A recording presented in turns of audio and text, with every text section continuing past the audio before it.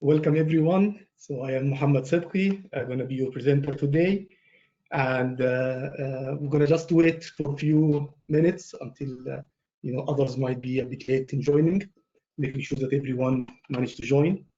So I'm just going to be wait for a few minutes, and then we're going to start.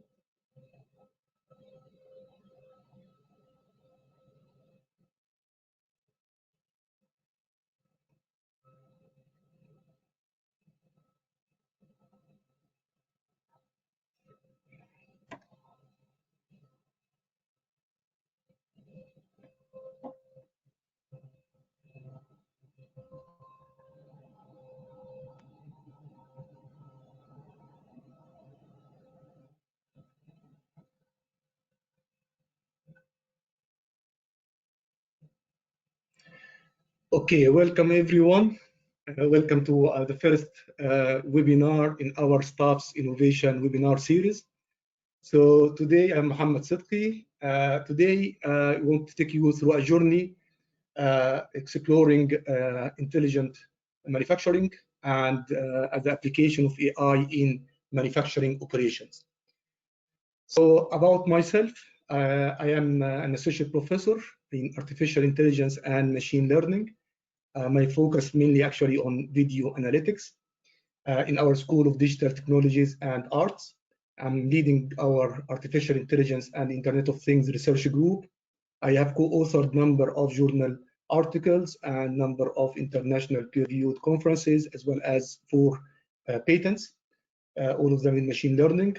And my research includes mainly what we call it biologically inspired computational models for machine learning, where we got some inspiration for the human brain, and we try to mimic them.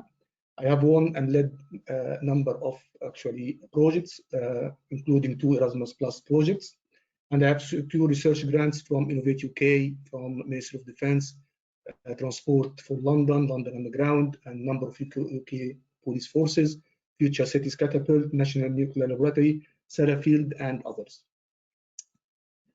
So actually, just very quickly, before we go to our topic, I just would like to introduce you to our AI and IoT research group in Staffordshire University, where we research and develop machine intelligence for processing digital data. And we talk about mainly trying to find complex pattern within data such as video, images, audio, text, and other data. And we create Internet of Things enabling technologies to automate for automation, and mainly to infer or predict activities, behaviors, trends, or deviations, and mainly the action is for device automation and control. So just to give you very quickly, again, in terms of what we do, we got the video example. We identify objects in videos. We track objects within certain location, and then we localize the object within a map or a floor plan, and we do some behavior analysis. So just some demonstrations from Leicester City. So as you can see, we got the videos from CCTV cameras, any source really, and then detecting the classifying objects, for example, cars, locating them on Google Maps, like what you see in the right one, counting the number of vehicles and classifying them, calculating the ground speed, distance between objects, and so on. This is mainly for traffic management. Another application for critical infrastructure protection. So you can see a fixed camera to the left, where it can detect objects again and detect the distance, ground distance from the camera. And to the right, this actually is fixed camera, and the video analytics software is automatically detecting the moving object, and it's instructing the pan tilt zoom camera to the right, top right, and then focusing on the moving object. And then, of course, we programmed for a specific type of objects. And then based on that, you can have the pan tilt zoom camera automatically tracking and looking on certain object, while the fixed camera keep on looking on the field of view and getting information about the movements and behaviors and events within this one. And to the right again, bottom one, you'll find the green circle. This means this is the tracking of the object on Google Map. And blue circle now means it is out of the view of the camera. And this means that this is a prediction of the new location of these ones. Another application, like for example, tailgate detection. It's a data center scenario where we want to detect someone who's entering this data center and tailgate someone else. So you can see once the door is closed, that's okay. But once someone opened the door, and then once someone else is trying actually to tailgate, then the system should be able to detect that there is a tailgating taking place and to record these ones. Another part of our research includes image enhancement, where we can get an image and we can do what we call it tone mapping in order to get details which you cannot see from the original image. As you can see the image to the left, the original image, and the output of our algorithm to the right. And you can see lots of details have been hidden from the left one and has been discovered by our algorithm.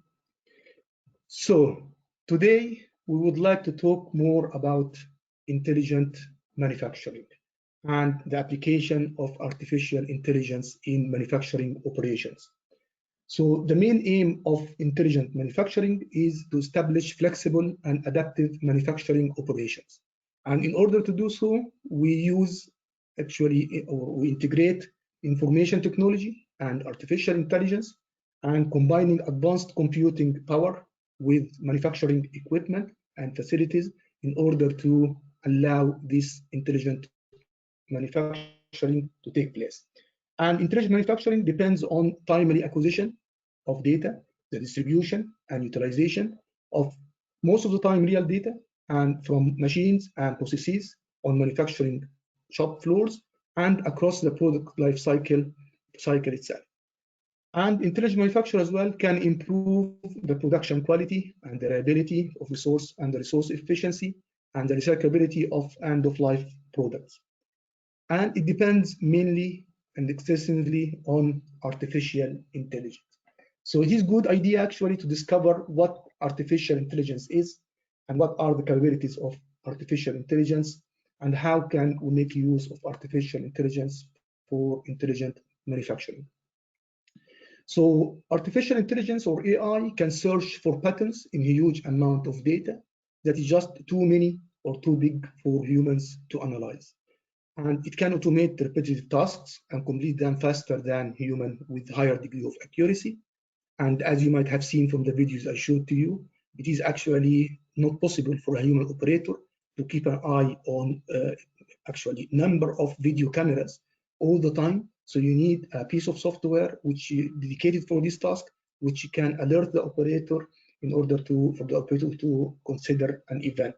But by himself or herself, the operator may be very difficult to spot events on a 24-hour video footage coming from multiple sources, of course. So artificial intelligence can assist our own decision-making capabilities, which means can help us as humans to perform better jobs.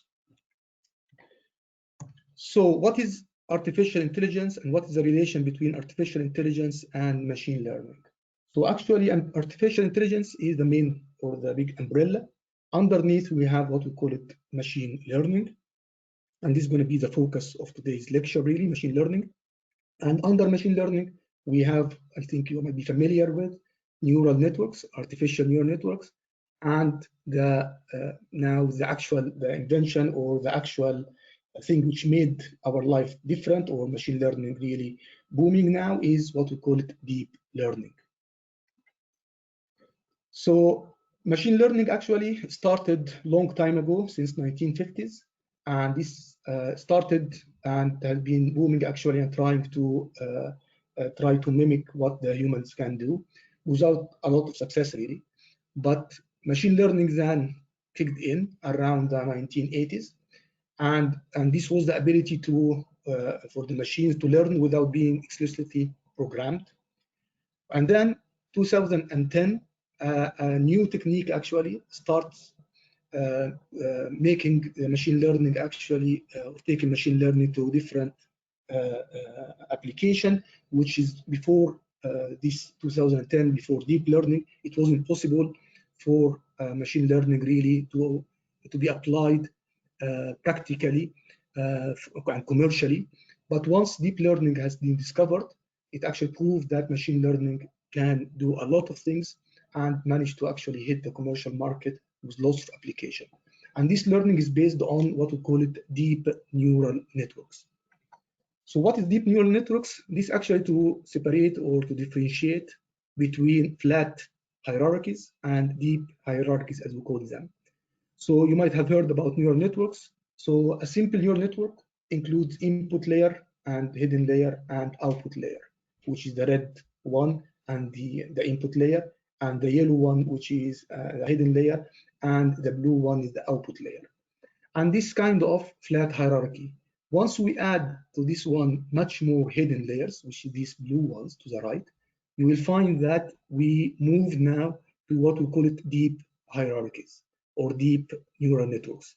And based on that, we can actually achieve much more than normal neural networks. And the reason for that, and actually number of reasons. The first reason is the academic advances, and one of them actually is the these innovations and the deep learning models. And the other thing is having much more powerful devices year after year and becoming much more cheaper as well. So being affordable and that can be used for lots of application. And one of the main drivers for the booming of machine learning recently is availability of data. And as you can see, again, from 2005 to 2010, actually the data generated has been increasing exponentially. And as we're going to see, deep learning really is very hungry for data, requires a lot of data to be trained on. So what's the difference between simple neural networks and deep learning? Simple neural networks, and before 2010, we used to have to get some input, let's say images for cars, for example. And then we, as computer scientists, we had to find out what is the best feature to introduce to our neural network. So we used to try different types of features. So for example, it could be the color, could be the edge, could be the pattern, could be the texture, could be the corners. And then you try each and every feature or combination of features, and then you introduce it to the neural network and try to get the output, which is classification, whether car or not. You are trying to build a model, but you need to perform manually an important step, which is called feature extraction. And this is what we call it handcrafted features. So the difference with deep learning, by increasing the number of hidden layers, we manage actually to let the machine learning model itself try to learn the feature by itself, try to find the best feature, try different feature by itself, and based on that, can get much better results. And actually, this has proved to be very powerful. And even nowadays, we as computer scientists, we look after we train our models, we look inside the model itself and trying to find out which features have been selected by the machine itself in order to perform certain tasks. So the feature extraction and the classification, both of them have been combined into one step, which actually this is what made the difference. So what about the learning process itself? So the learning process and what the machine learning is trying to do really is to get some data and to convert this data into information, and then this information to be converted into knowledge, and this knowledge to be converted into wisdom. This actually learning process for human, but you can apply the same concept for machines as well. So machines, again, try to get some data, or you introduce some data to your machine learning model, and then this will be converted into knowledge. And then based on that, this can be converted into actions as what we do in manufacturing. So AI and intelligent manufacturing.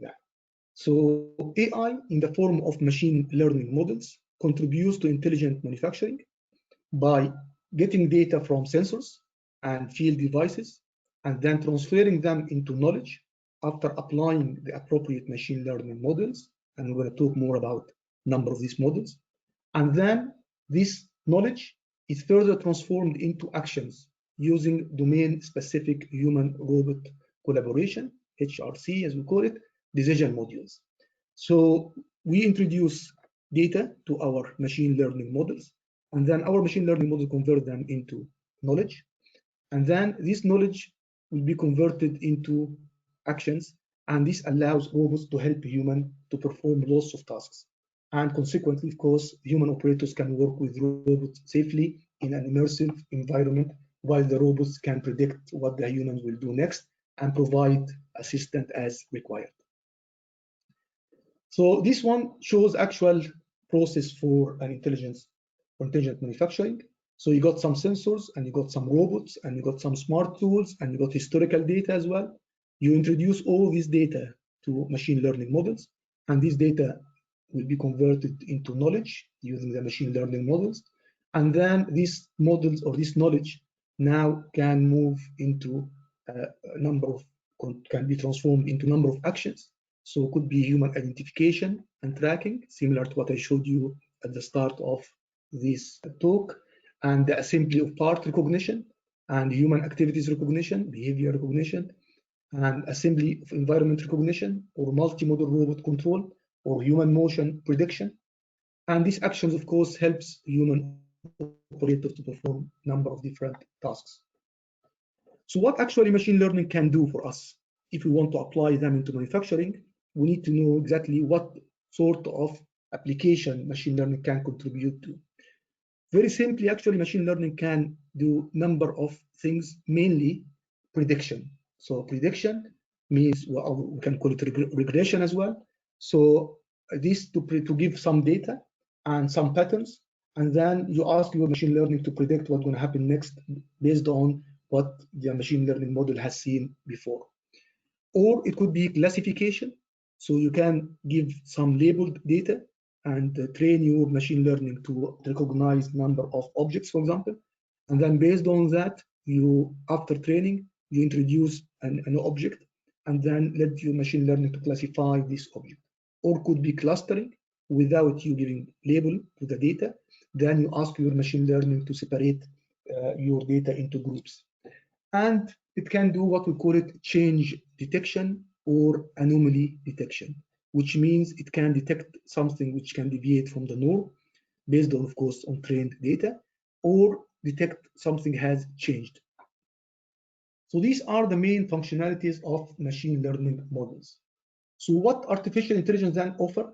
So AI learning capabilities run on top of our data to understand the content and infer relationships, turning our data into information.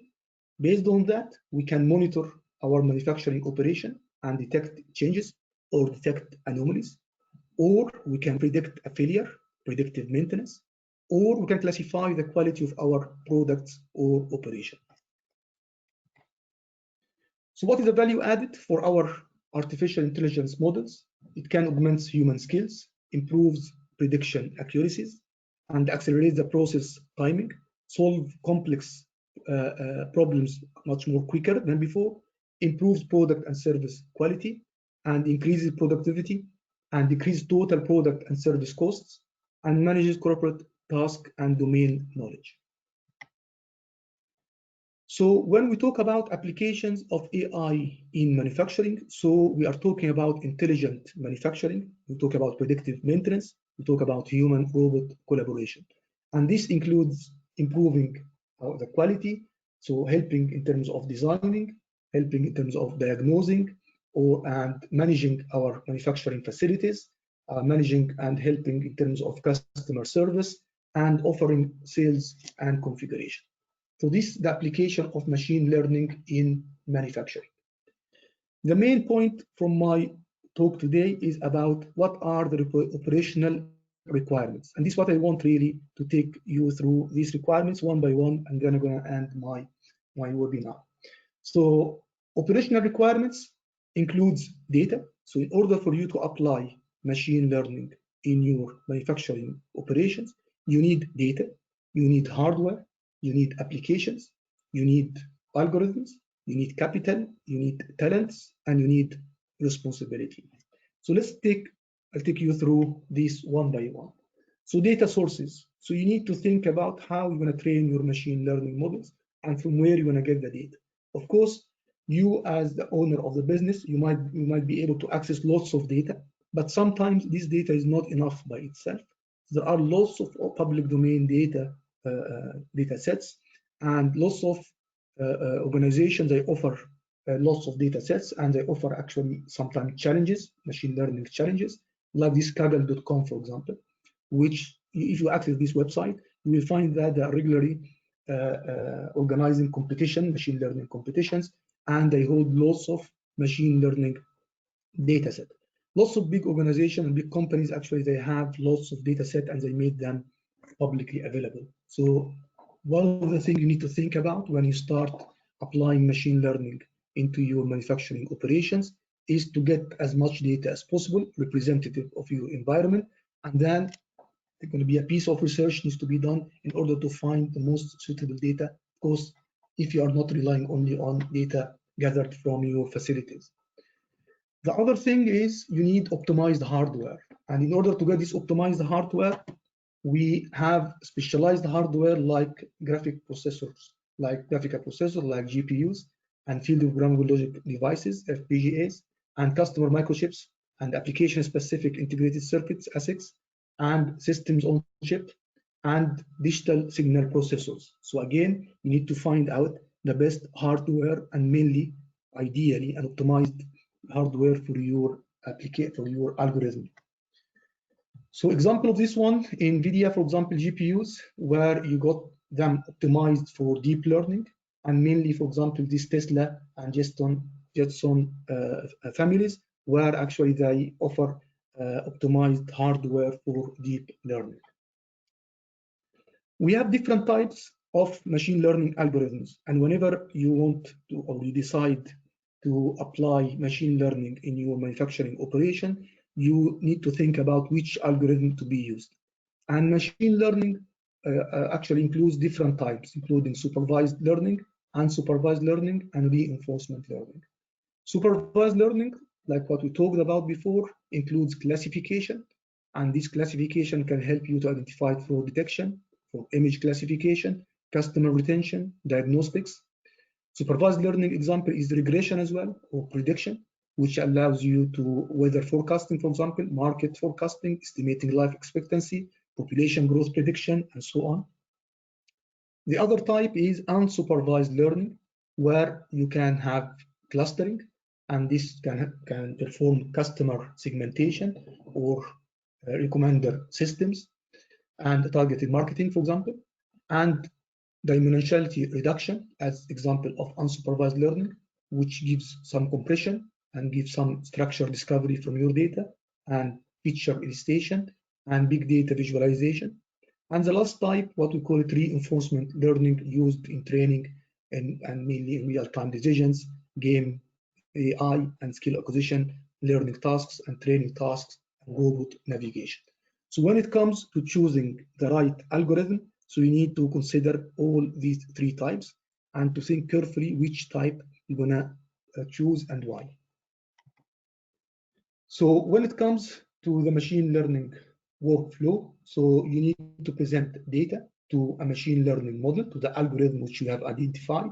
So you need to prepare the data, you need to choose an algorithm, then you need to train your model, and after that you can have a trained model, and then you can infer something or predict something or detect change or detect anomaly or classify pattern or cluster data, your data, and so on. How this going to happen in terms of process? So you gather the data first of all, and then you clean your data, and then you select the right algorithm, you build the model and finalize the model. Now you got a trained model, and then you transform data into predictions by introducing test data or actual data to your model. So you start with raw data, which what we call them training data, and then you build your model, and then after that you got your trained model, and then you can introduce to this model data, new data, and then you can get the prediction, classification, detection as what the model is supposed to do. If we give the example of supervised learning and one of these application, which is classification, so what we do is we label our data because supervised learning, so it requires labeled data. And this labeled data, you have to do it yourself unless you're going to access public domain data set, for example, which has been labeled. But if it's going to be your own data, so you're going to need to label it yourself.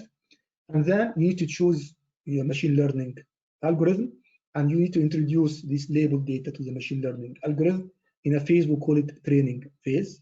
After you finish the training phase, then you go to the testing phase where you introduce data which is not labeled, or mainly we can sometimes we actually label some data as well to just check the performance of our model. But when it comes to the testing, you can actually introduce any type of data and then to the trained model, and then hopefully this will give you the classification you are looking for. So when it comes to video analytics, what my main actually expertise in, so we bring lots of images for the same category from different views, actually as much as possible to be thousands, if not millions of images for each category. So for example, for one of the models we are using, we have about 9,500 different objects, and for each one of them we have about 1 million image. And then we have labeled these images, so airplane, bird, car, cat, monkey, and so on, for each image, of course. And as you can see, the images represent different views and different actual types of the same object with different colors and so on. And then we introduce this to our deep neural network, as you can see, which is number of hidden layers and an input layer and an output layer as well. So you introduce each and every category or each and every object with the label itself, and let the machine learning do the magic and try to link and get features, link between the same category, all the images you got for the same category, and then based on that you got a learned model. Once you got the model, then as you can see, you can have real-time object classification, which is very successful nowadays. And as I said, it is real-time and can actually include thousands and thousands of objects, could be used for CCTV application, could be used for manufacturing application and the like. And actually, these studies show that since 2000 actually and 15, these deep learning models actually they are superseding the human level performance. So before that, the shallow neural networks or the flat hierarchies used to be much less than human level performance. But since 2015 or so, these neural or deep learning models actually they are exceeding the human level performance. And as you can see from the axis, this is mainly because of the amount of labeled data. We managed to include more data or to introduce more data to our model. Hence, we have managed to get much more better performance. So the other thing you need to think about is which platform you're going to use. So are you going to code yourself these machine learning models? Actually, nowadays, and with the help of big organizations, you don't have to do this one by yourself. So the good thing that you got lots of platforms which all these machine learning models and state-of-the-art machine learning models actually keeps on being updated on these platforms, including one which is actually would advise you to start with, called RapidMiner, which is actually graphical programming, which means you can just drag and drop blocks without writing any piece of code, and drag and drop blocks, and based on that you can introduce your data to the blocks, and you can build a machine learning model very quickly and very easily. And TensorFlow, scikit-learn, which is machine learning in Python, libraries in Python, and the Weka, machine learning again, libraries, MATLAB, Board, MOA, all these are machine learning platforms which allows you to just pick the machine learning model or algorithm you would like to try, and then just apply your data to it, train your model, and then apply it directly to your data after you got the trained model.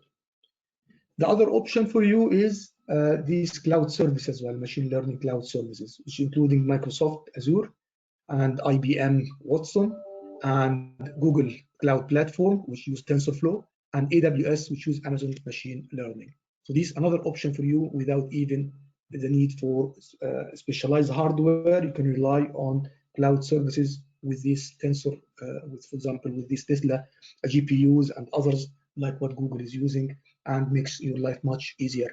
So it all depends on your requirements, but it is not a difficult part nowadays. It is not really a technology problem nowadays. It is a design problem. So how to design your solution, not how to create a new machine learning algorithm. Of course, in our university and other universities, this is what we do ourselves. We try to create new machine learning algorithms. But whenever it comes to you, when you want to apply these algorithms to the manufacturing operations, you don't need really to create the algorithm or to even to code the algorithm yourself. You can just rely on a very optimized version of the codes offered by one of these providers. The last thing I want to talk about, which is part of the requirements if you want to apply machine learning into your manufacturing operations, the talents. You need the right talents in order for them to be able to design the right solution for you. And number of different actually websites and platforms helps you to do so. Expertfy, for example, is one of them, where you can look for talents. Actually, you can go to Kaggle as well. If you have a problem and you want to see what the research community can do to solve this problem, you can offer this one as a challenge to Kaggle. And on top of that, what we do here in Staffordshire University, where we have what we call it SAMPID, which is Staffordshire Advanced Manufacturing Prototype Innovation Demonstration, which actually helps in a number of ways. Helps you to get the funds, and this is a capital which is required to apply machine learning is a big barrier. So this kind of projects helps you to go over this barrier, and helps you to find the right talents as well in terms of researchers and developers, and in terms of supervisors from Staffordshire University who can actually help and give consultancy in terms of going through a project, including this one SAMPID and including SDIP as well. So I'm going to end with this one now, which is my recommendation to you if you want to apply AI in your manufacturing operations. You need to think carefully about the data, from where you're going to get the data. You need to exploit all relevant data, whether data from inside your manufacturing facilities or your company or your business or public domain data sets. And you'll be surprised to find a number of publicly available data sets. You need to consider the right hardware, whether they are GPUs or TPUs or ASICs or even small embedded systems like Raspberry Pi. You need to consider which application you are looking for, and it's for products, for services, for internal operations, and you need to link between the capabilities of machine learning and the application in mind. And you need to choose the right algorithm, and you need to choose the right platform. So actually, once you've chosen the platform, which could be again Python, or could be R, or could be Watson, or could be Azure or RapidMiner or any of these platforms. So this will allow you actually to get access to state-of-the-art machine learning algorithms. And you need to specify the responsibilities attached with AI, so the security, the empathy, ethics, policy, liabilities. And finally, you need to make sure that you got access to the right talents, and access to the right capital. So the right talents could be coming from cloud source data scientists, like, for example, Xperify and Kaggle. And it can come as well as support from our project in Staffordshire University, like this Staffordshire Digital Innovation Partnership, SDIP, and SAM-PID, and SAM-AIC. And in order, this will help you actually in both getting the right talent and getting the access to some money, which allows you to start. And the talents include the researchers or the developers, as well as supervisors. So you can get actually a team which can help you to integrate AI and achieve intelligent manufacturing facilities. So thank you for listening today. And as we said, this is not really a technology problem anymore. It is a design problem. So I would like you to be able to, I hope you have benefit out of this one. And I hope you can benefit this one in terms of being able to apply and to start using some sort of artificial intelligence and machine learning models into your manufacturing operation. And I would like to let you know that we are actually running this webinar weekly. So if you can check our website, staffs.ac.uk/events, and you'll find other seminars hopefully going to be beneficial for you. Thank you, and I'm looking forward for your questions.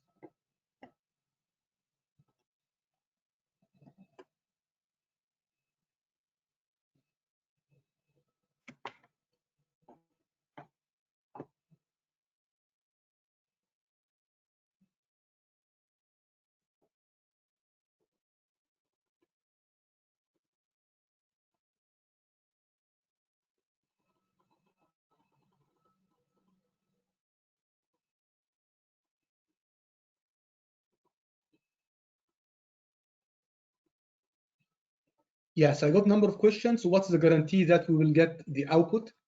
Yeah, guarantee, as we have been talking about, before actually 2010, there was no guarantee really to get an output. So if I'm talking, I'm not sure whether you are talking or considering output from good output from the machine learning models. So if this was the question, so before 2010, it was really there was no guarantee, and actually we came to a point where people or actually businesses were fed up from machine learning models and neural networks, and because actually it wasn't really practical at all. But nowadays we have deep learning models, as we have mentioned before. Actually, it took out the human input in terms of specifying and trying to find out the feature to be added to the machine learning model or the neural network. So this is done automatically now, and has proven lots of success in order to get the right output. And as we have seen a number of actually applications, it actually even sometimes better than the human operator in terms of performance-wise. So in terms of the guarantee to get the output, this all actually you can get this guarantee from the huge investment in artificial intelligence and machine learning models from governments and big organizations, and the rapid development and the use of these machine learning models all over the world.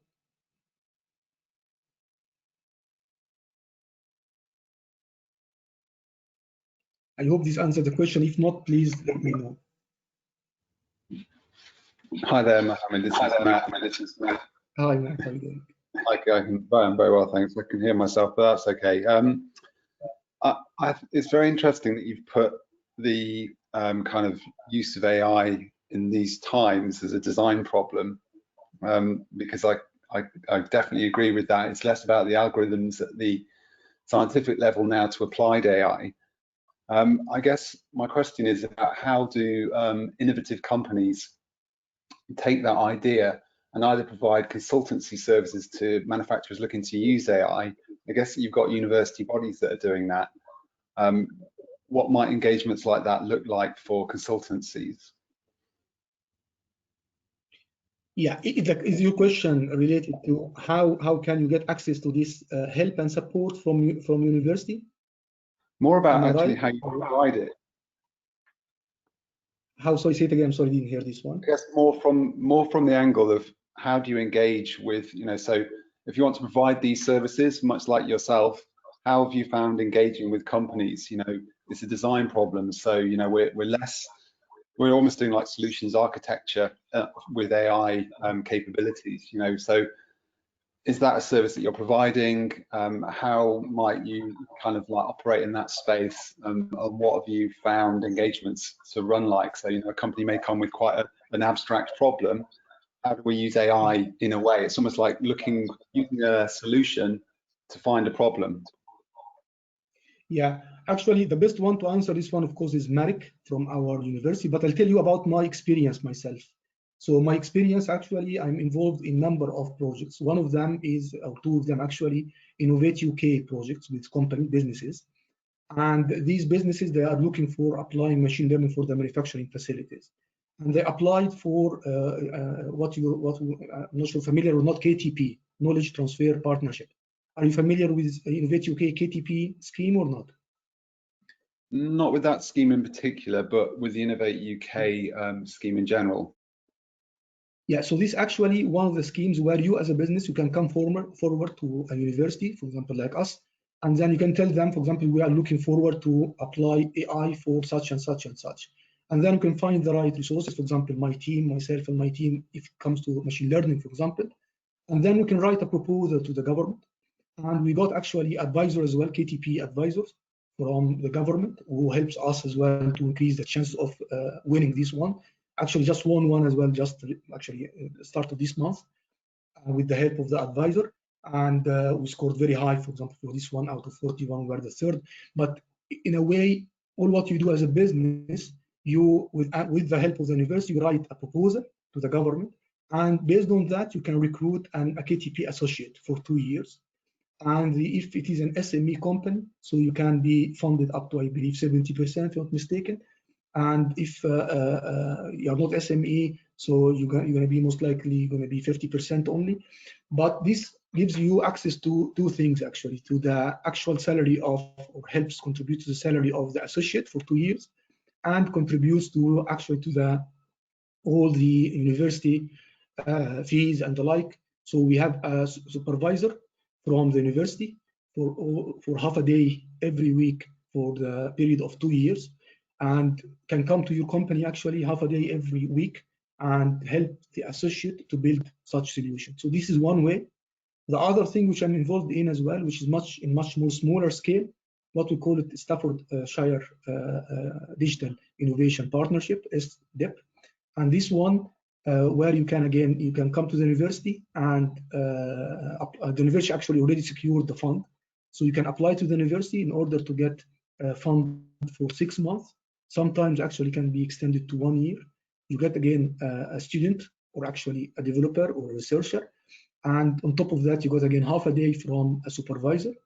And you can specify the problem you wanted, of course, in your application. And based on that, we can help you.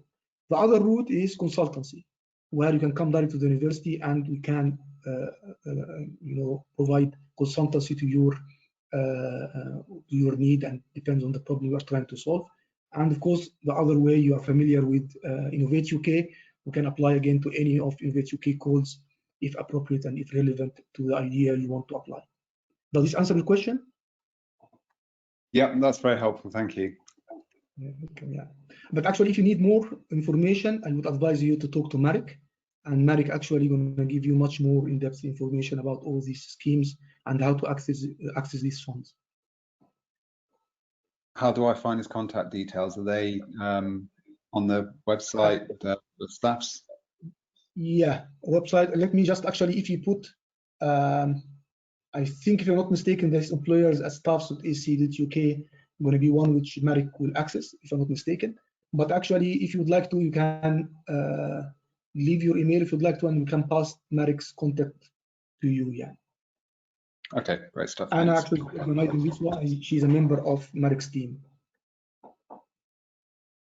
Great, thank you. Yeah, so what could be the approximate cost of licensing the models? It all depends on which models. Nowadays, a good thing that most of these machine learning models are public domain, and they are free or open licenses. So it all depends again on which model you are talking about. but most of the state-of-the-art ones are made available to be used as well commercially. And some companies, of course, they license their own proprietary machine learning models, but I would let you know that actually majority of them, of these machine learning models, you can use without license fees. But of course, if you're talking about platforms, so it all depends on the platform itself.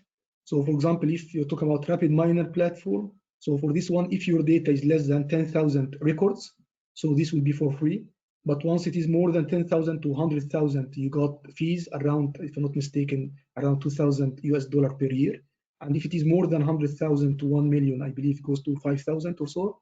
And if it is more than, when you want open, more than $1 million, so I think it comes to something around 10 million, sorry, for $10,000 per year.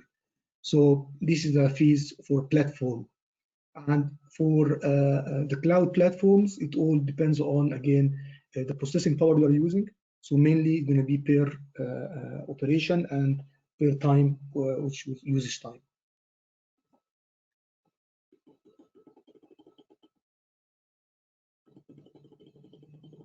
So I hope this answers your question.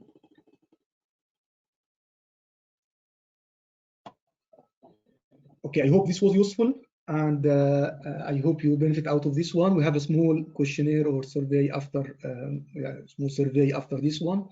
So I would just ask you if you can just quickly fill in this survey, and thank you for today. And I just want to remind you again that we have these weekly webinars, and you can check them on staffs.ac.uk/event. Thanks for today, and I hope it was useful for you. Thank you. Bye.